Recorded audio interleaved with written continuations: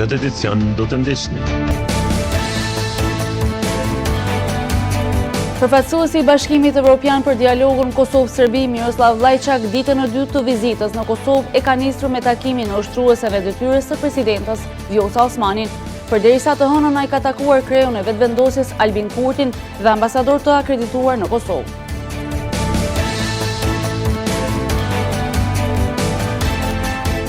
Në rrugën Nën Tereza në Gjakov po i vendosen kubzat. Kjo pasi që punimet e kryer akoma më parë nuk rezultuan të mira, prandaj komuna ka vendosur që të rregullojë sërish.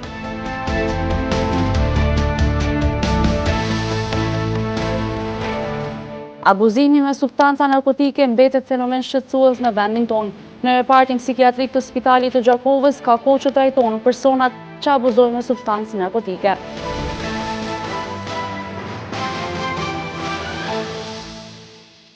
Mirëmbrëma, ju njohim tani mëngjesisht me informacionet e përgatitura. Instituti Kombëtar i Shëndetit Publik bën të ditur se gjatë 24 orëve të fundit në laboratorin e mikrobiologjisë molekulare të IKSHPK-s dhe laboratorët privat me metodën RT-PCR janë testuar gjithsej 2886 mostra të marra nga SHSOK dhe gjumimi kontakteve të rasteve në terren, prej të cilëve rezultojnë 488 raste pozitive.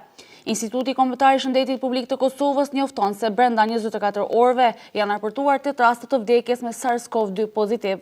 Në Gjakov kanë dalur edhe 20 raste të reja. Sipas institutit, numri i rasteve pozitive dhe vdekjeve nga COVID-19 vazhdon të jetë i lartë dhe brengosur si pasojë drejt për drejt e neglizhimit të masave. IKSHPK përsërit thirrjen për zbatimin e të gjitha masave të përgjithshme dhe specifike për mbrojtjen nga pandemia COVID-19. Instituti vlerëson se këto masa mund të ndërprejnë rritjen e numrit të rasteve, të parandalojnë mbi ngarkesën e hospitalizimeve dhe të parandalojnë rritjen e numrit të vdekjeve. IKSHPK apelon tek të gjithë qytetarët, institucionet dhe organizatat publike dhe private për respektimin dhe ndërmarrjen e të gjitha masave të nevojshme për parandalimin, menaxhimin dhe kontrollin e infeksionit COVID-19, duke marrë parasysh dispozitat e ligjit për parandalimin dhe luftimin e pandemisë COVID-19 dhe vendimet në fuqi mbi masat dhe obligimet e institucioneve për zbatimin e masave të përgjithshme dhe specifike për mbrojtjen nga pandemia COVID-19. Përfaqësuesi i Bashkimit Evropian për Dialogun Kosovë-Serbi, Miroslav Lajçak, ditën e dytë të vizitës në Kosovë e ka nisur me takimin me ushtruesen e detyrës së presidentes Vjosa Osmanin. Përderisa të hënën ai ka takuar kreun e vetëvendosjes Albin Kurtin dhe ambasador të akredituar në Kosovë. Përfaqësuesi i posaçëm i Bashkimit Evropian për Dialogun Kosovë-Serbi, Miroslav Lajçak, gjatë konferencës për media tha se dialogu nuk duhet të jetë përgjithësi vetëm për një parti në Kosovë, por për të gjithë.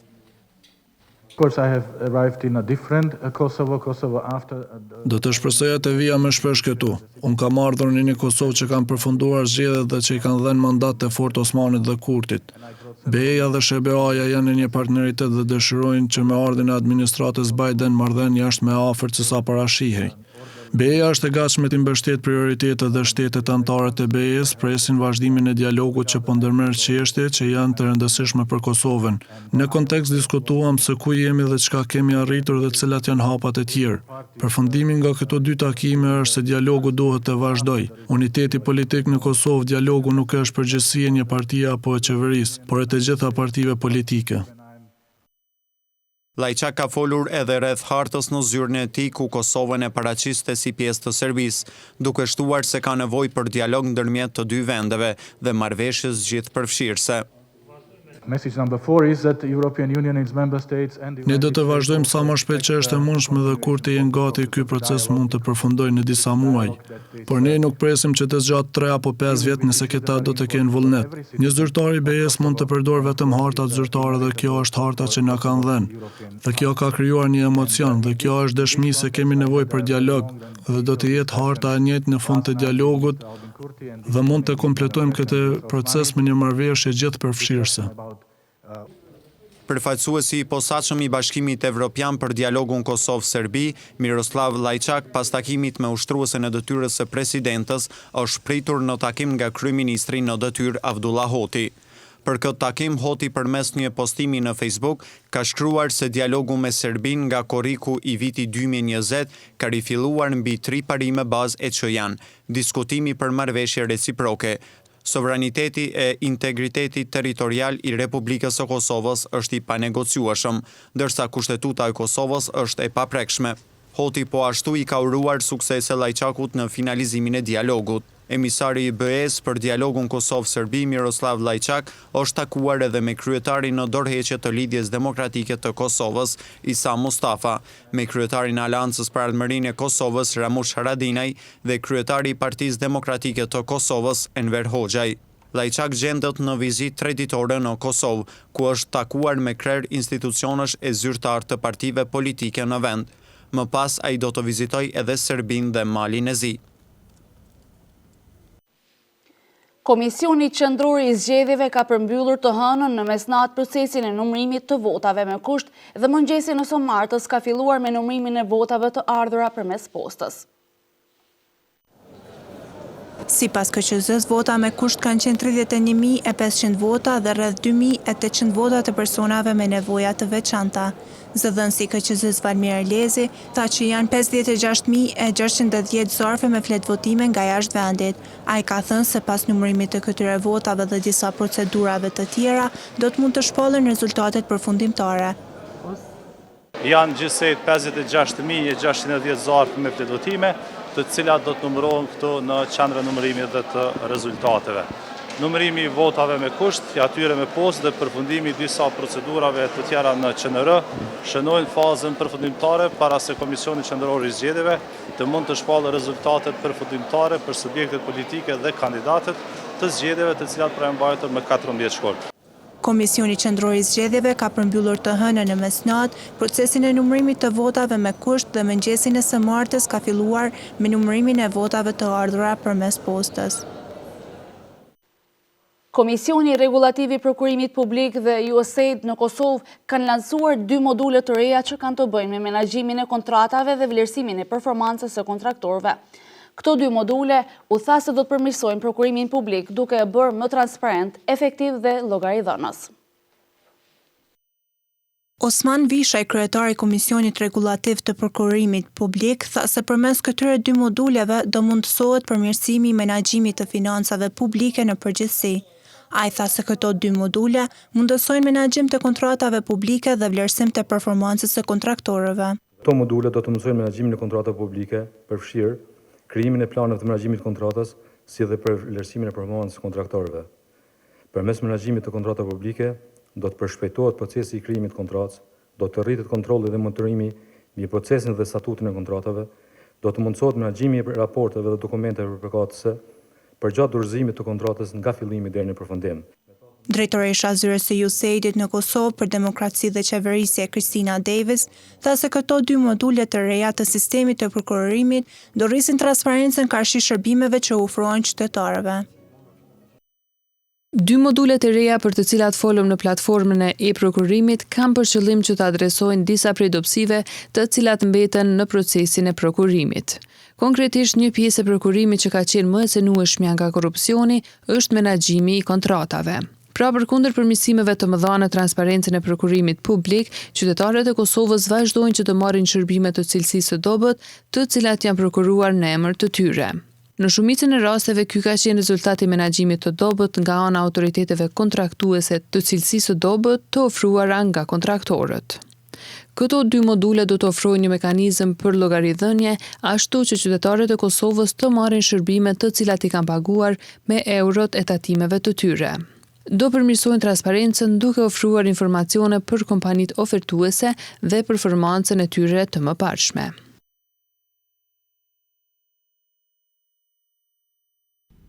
Agrani Bishi, ekspert i prokurimit publik i cili i prezantoi këto 2 module, deklaroi se të dhënat e kontratave do të jenë publike dhe të qasshme edhe për qytetarët.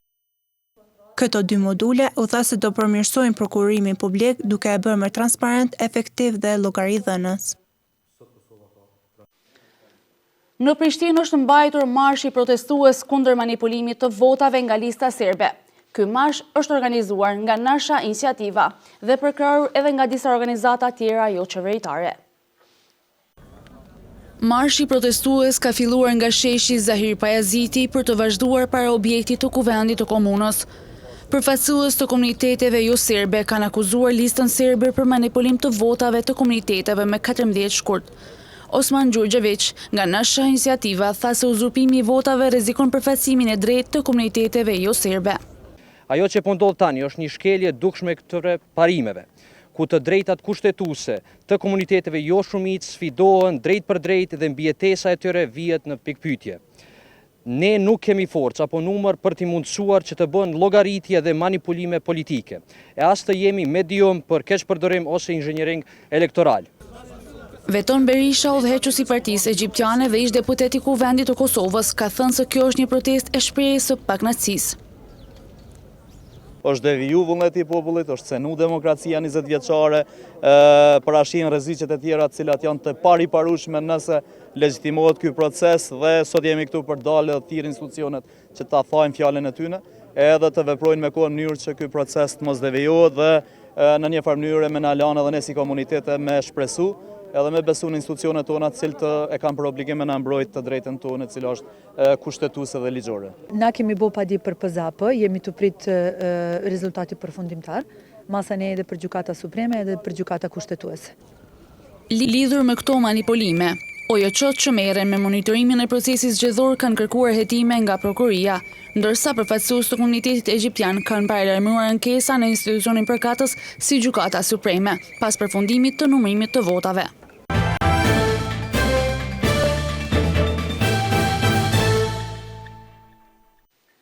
Drejtori për punë inspektuese në komunën e Gjakovës, Fazli Hoxha, ka dalur në terren të martën për të inspektuar objektet e ndërtimit në këtë komunë.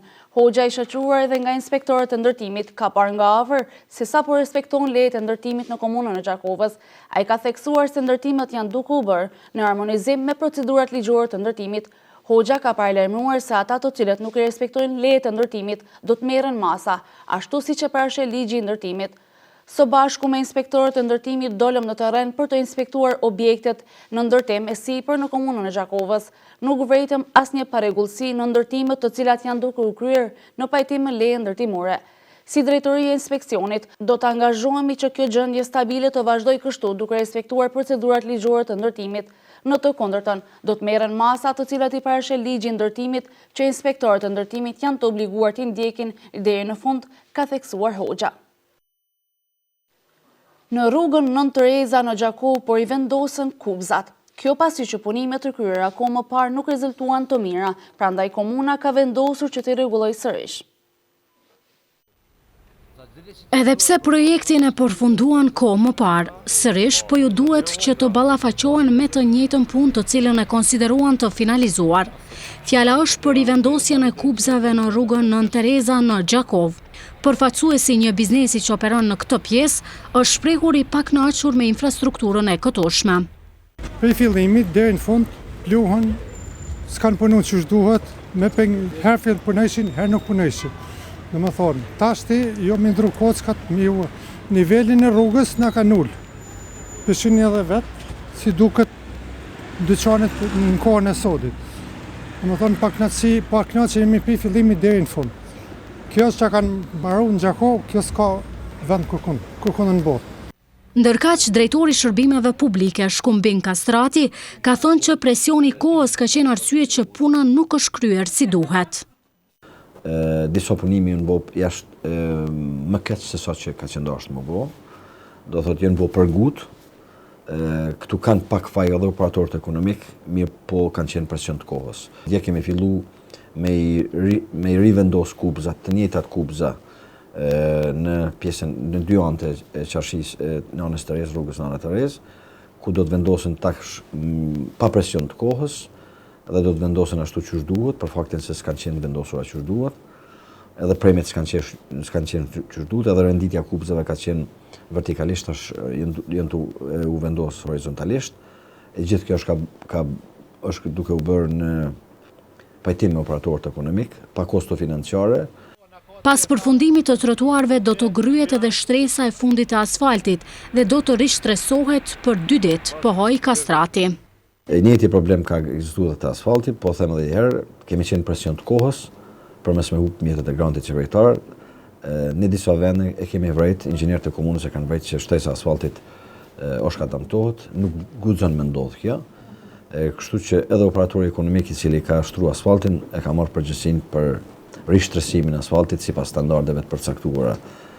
Drejtori I këtij dikasteri u kërkoi ndjes qytetarëve për këtë rirregullim që është I domosdoshëm për tu realizuar, sepse sipas tij, punimet e natyrës së tillë ishin të papranueshme. Janë ndihmuar me pak ushqimore gratë që marrin shërbime në Medika Kosova. Ato përfituan nga shoqata Bereqeti. Sot janë dhuruar 40 pako ushqimore dhe higjienike për gratë të cilat marrin shërbime në organizatën Medika Kosova. Ky donacion ishte nga shoqata humanitare Bereqeti Dega në Gjakov. Koordinatori I saj Abdurrahman Betullau në bashkëpunim me shoqatën për krime lufte Gjakova 98-99 morën iniciativën që të ndihmojnë disa familje në këtë situatë pandemie. Kjo nuk është hera parë që familjeve që janë pjesë e Medika Kosova u gjenden pranë me aksione të tilla. Dihet se varësisht nga fondet që mblidhen nga vullnetarët në çdo muaj, shoqata Bereqeti ndan pako ushqimore edhe për familjet skamnore.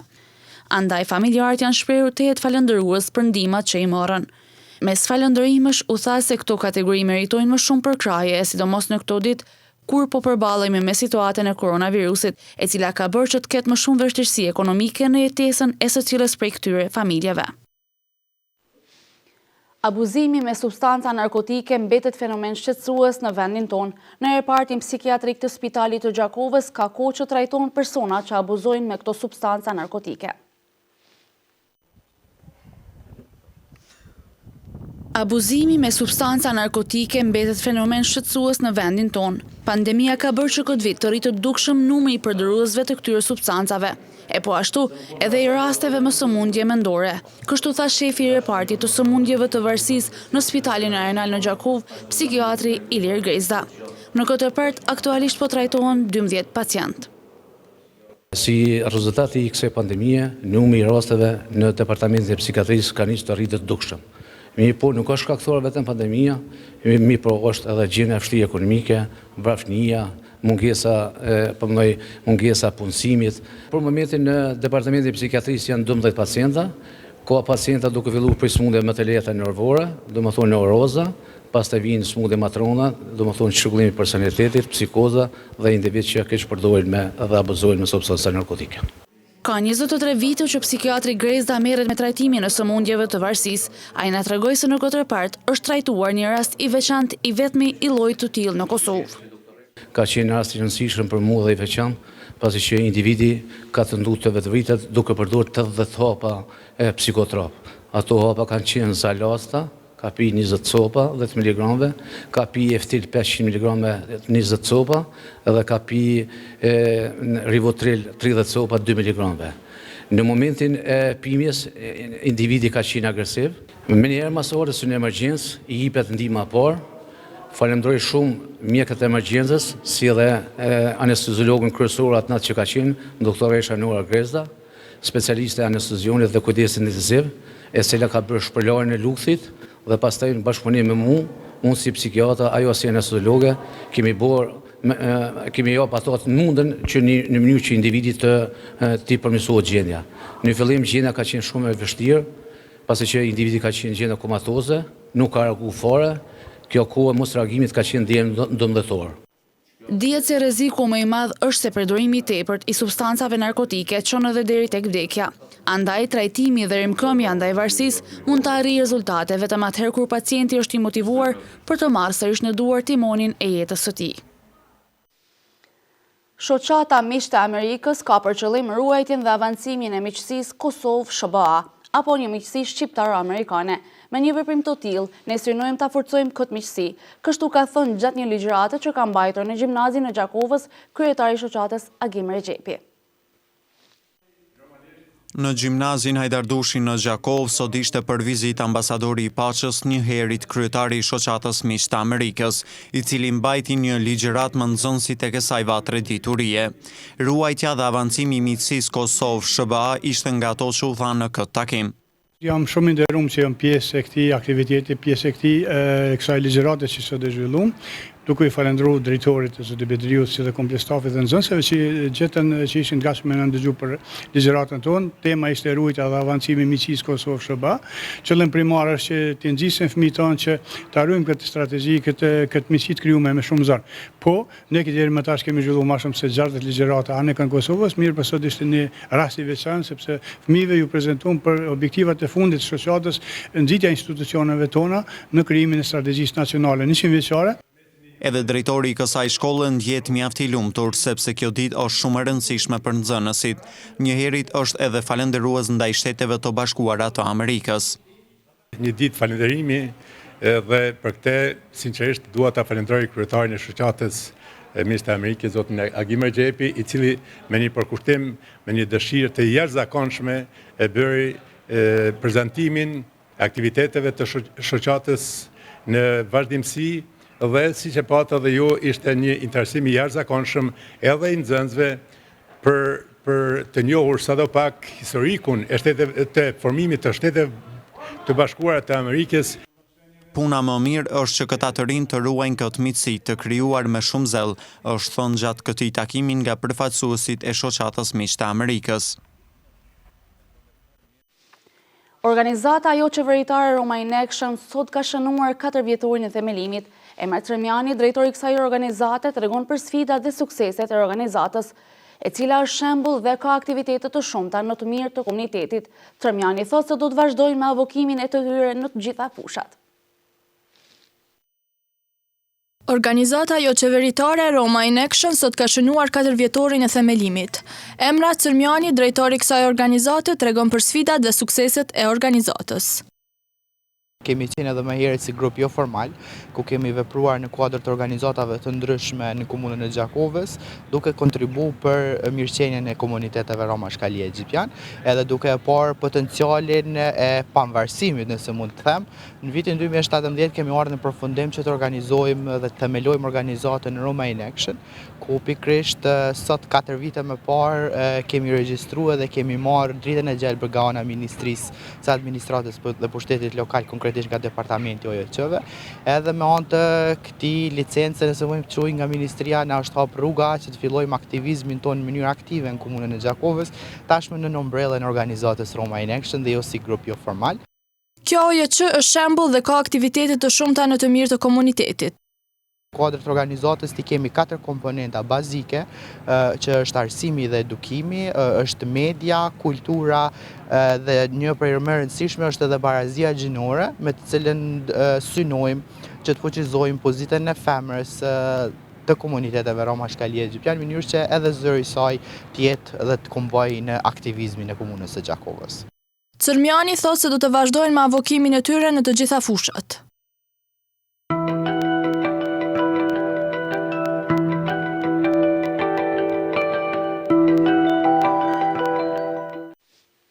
Në vazhdim të ndjekim bashkë grafike në parashikimit të motit për ditët në vijim.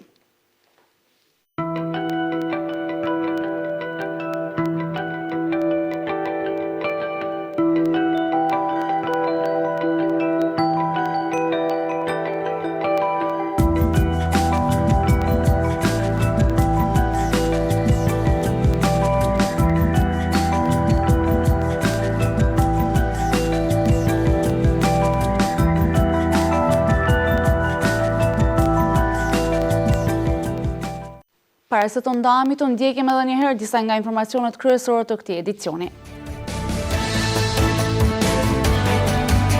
Përfaqësuesi i Bashkimit Evropian për dialogun Kosovë-Serbi, Miroslav Lajçak, ditën e dytë të vizitës në Kosovë e ka nisur me takimin e ushtrueseve e detyrës së presidentes Vjosa Osmanin, përderisa të hënën ai ka takuar kreun e vetëvendosjes Albin Kurtin dhe ambasador të akredituar në Kosovë.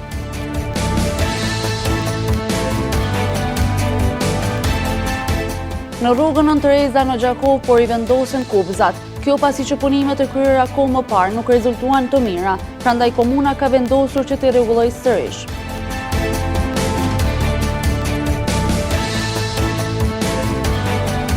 Abuzimi me substanca narkotike mbetet fenomen shqetësues në vendin tonë. Në repartin psikiatrik të Spitalit të Gjakovës ka kohë që trajton personat që abuzojnë me substancë narkotike.